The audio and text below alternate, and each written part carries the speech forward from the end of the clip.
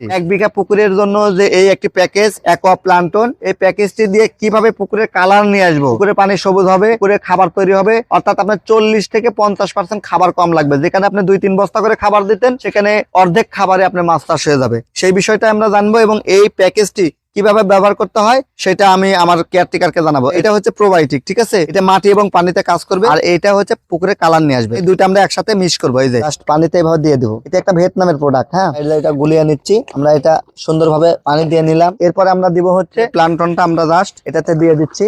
এই যে দিয়ে আমরা এটা সুন্দরভাবে এভাবে মিক্স করে নিব। এটা সুন্দরভাবে আমরা মিক্স করে নিব। নিয়ে যদি পসিবল হয় তাহলে আমরা একটু চিটাগুড় দিব এটাতে। প্রতি বিঘার জন্য 1 কেজি চিটাগুড় যদি পসিবল হয়। 1 কেজি চিটাগুড় যদি এটাতে দিই, আমরা 2 থেকে 3 ঘন্টা এটা একটু এয়ার টাইট করে রেখে দিব। এই বালতিটা একটু কিছু দিয়ে ঢেকে রেখে দিব, যেন এটা ফার্মেন্টেশন হয়। হ্যাঁ, তাহলে কি হবে, প্রোবায়োটিকটা দ্রুত বিস্তার করবে। কারণ এই যে এটা হচ্ছে একটা প্রোবায়োটিক, এটা সুপ্ত অবস্থায় থাকে, অর্থাৎ ঘুমন্ত অবস্থায় আছে। এটাকে যখন আমরা চিটাগুড় বা কার্বন সোর্স